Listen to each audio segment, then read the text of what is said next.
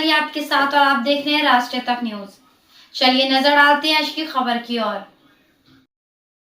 महाराष्ट्र में गौंड जनजाति की उपजाति गोंड गोवारी को 1955 में राष्ट्रीय पिछड़ा वर्ग आयोग की अनुशंसा और 1976 के संविधान संशोधन अधिनियम के तहत अनुसूचित जनजाति की सूची में शामिल किया गया था, लेकिन 24 अप्रैल 1985 के सरकारी निर्णय में दी गई गलत जानकारी के कारण यह संवैधानिक जनजाति आज तक अपने हक के अनुसूचित जनजाति प्रमाण पत्र और वैधता प्रमाण पत्र से वंचित है।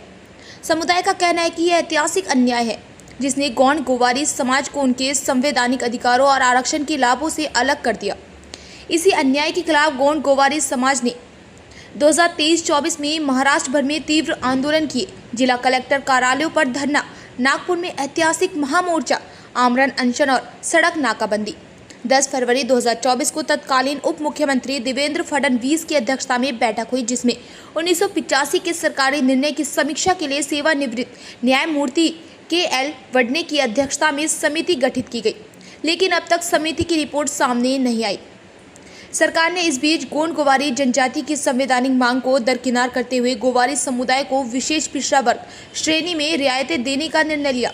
समाज का कहना है कि यह निर्णय संवैधानिक गोंड गोवारी अनुसूचित जनजाति के दर्जे की जगह नहीं ले सकता।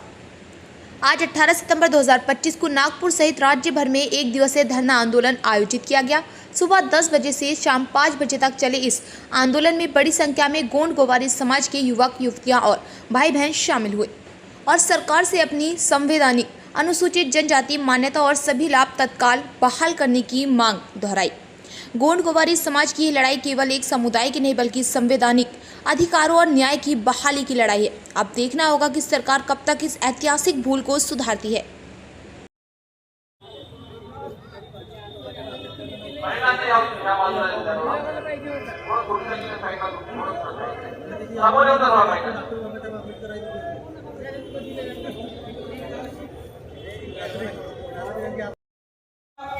कुठे नेऊन टाकले माहित नाही। आपण यापूर्वी 14 डिसेंबरला याच ठिकाणी या संविधान चौकामध्ये भव्य असा मोर्चा काढलेला होता। त्यानंतर 4 सप्टेंबरला ओके सर, आज जो गोंड गोवारी जो जमात का जो आंदोलन है उसका क्या उद्देश्य है, किस उद्देश्य से आज समाज के लोग आज संविधान चौक पर एकत्रित हुए? हमारे जो आदिवासी गोंड गोवारी जमात का जो आज ठिया आंदोलन है, एक दिवसीय धरना आंदोलन, उसके संदर्भ में अगर देखा जाए तो हमारा 2023 से हमारा आंदोलन जारी है। 1 दिसंबर 2023 के अंदर हमने शीतकालीन जो अधिवेशन यहाँ पे नागपुर में जो रहता है उसमें हमने एक अधिवेशन पे मोर्चा निकाला था और मोर्चा के संदर्भ में हमने जो डेपुटेशन दिया उस टाइम भी कैबिनेट की बैठक हुई थी और हमारी जो मांगे है कि 1985 के जीआर में जो गोंड गवारी के संदर्भ में जो संस्कृति लिखी गई है कि जो गोंडो जैसे अन्ना सरनेम है, जिनकी गोंडी संस्कृति है वही गोंड गवारी है, ये संस्कृति का बेस हो नहीं सकता और सरनेम के हिसाब से कोई कास्ट या जमात अटेस्टेड नहीं हो सकती। तो उसके संदर्भ में हमने जो डेपुटेशन दिया राज्य शासन को, वही मीटिंग में उन्होंने मान्य किया और मान्य करने के बाद 15 दिन में हम आपको कुछ ना कुछ इसके संदर्भ में पॉजिटिव रिस्पांस देंगे और कुछ ना कुछ न्याय देंगे। इसके संदर्भ में फिर हमने आगे चल के 15 दिन के बाद 26 जनवरी को हमने यहाँ पे आमरण अनशन किया। हम तीनों बैठे थे, मैं, सचिन चाचा ने, किशोर भाऊ चौधरी और चंदन जी कोरे, हम 3 जने यही संविधान चौक में 26 जनवरी 2024 में हमने आमरण अनशन किया।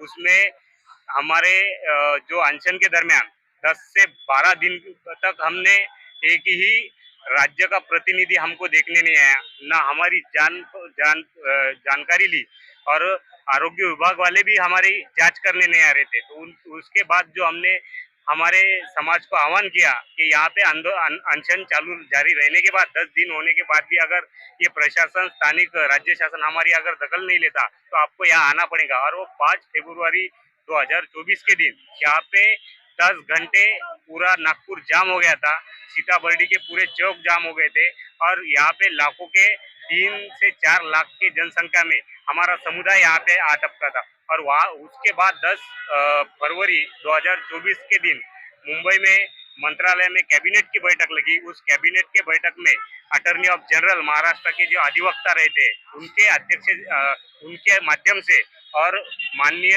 डिप्टी सीएम तत्कालीन फडणवीस साहब वो भी थे, अध्यक्ष थे उस कमेटी के। तो वहाँ पे हमारा निर्णय हुआ और सभी बातें हमारी पॉजिटिव ली गई। मगर उसके बाद वन्य समिति गठित की और वन्य समिति का अहवाल जो हमें आज तक अप्राप्त है, वही वन्य समिति का अहवाल हमें मिलना चाहिए। और उसके बाद हमको माननीय सुप्रीम कोर्ट का जो जजमेंट है 18/12/2020 का, उसमें दिया गया है कि जो 85 के जीआर में गोंडो जैसी संस्कृति और गोंडो जैसे अन्ना सरनेम वाले जो गोंड गवारी है, ये संदर्भ में 2020 में जो जजमेंट दिया कि पैरा नंबर 83 पे लिखा है संस्कृति के संदर्भ में जो ढाल पूजा, वाघ पूजा और नाग पूजा करते हैं वही गोंड गवारी है। और अभी ढाल भी हम ही पूछते हैं, वाघदेव भी हम ही पूछते हैं और ये बाकी सब संस्कृति हमारा है। आंदोलन से आप क्या संदेश देना चाहते हैं सरकार को? हम संदेश यही देना चाहते हैं कि जो हमारा प्रलंबित जो वन्य समिति का अहवाल है वो प्राप्त किया जाए और जल्द से जल्द 1985 के जीआर में हमारी संस्कृति की दुरुस्ती किया जाए। बस ये हमारी मांग है। अगर मांगे नहीं मानी जाती तो भविष्य में कोई और आंदोलन की तैयारी है? जी निश्चित है, क्योंकि शासन ने बार बार हमारे साथ दगा किया है।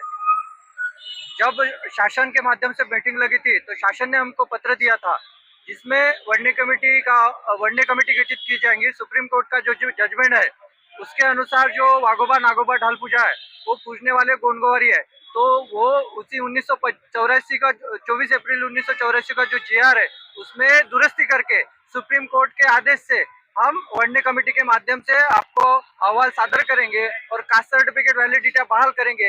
ये पहली मांग, ये पहला नमूद था जिसमें 6 महीने का हम अंदर में अहवाल सादर करने वाले थे। तीसरा जो हमारे कर्मचारी और विद्यार्थी है जो स्कॉलरशिप है जो लटकी हुए है वो बहाल किया जाएगा। और जो आंदोलन में जो जितने भी आंदोलन हुए हैं हमारे आमरण उपोषण हुआ है, पहले टप्पे का, दूसरे टप्पे का रास्ता रोको हुआ है, जेल भरो आंदोलन हुआ है, ठिया आंदोलन हुआ है, तो इनमें जो भी हमारे कार्यकर्ता है, हमारे समाज बांधव है, उनके ऊपर जो गुन्हे दाखिल किया गया है वो पीछे ले जाएंगे। लेकिन चारों के चारों बातों पे अमल नहीं किया गया, उलट शासन ने हम पे अन्याय किया। हमारे विरोध में अलग अलग परिपत्रक निकाले। हमारे जो कास्ट सर्टिफिकेट वैलिडिटी है उस पर 27 तारीख को उन्होंने इनवैलिड कर दिया।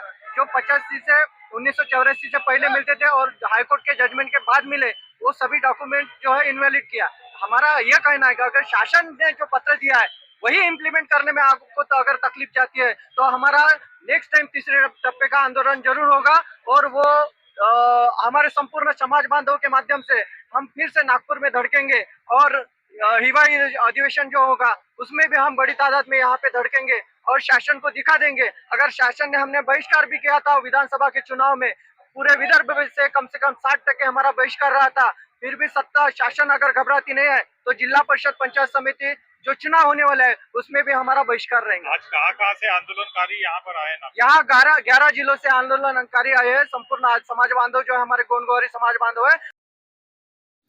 फिलहाल खबरों में इतना ही। बाकी खबरों के लिए देखते रहिए राष्ट्रीय तक न्यूज।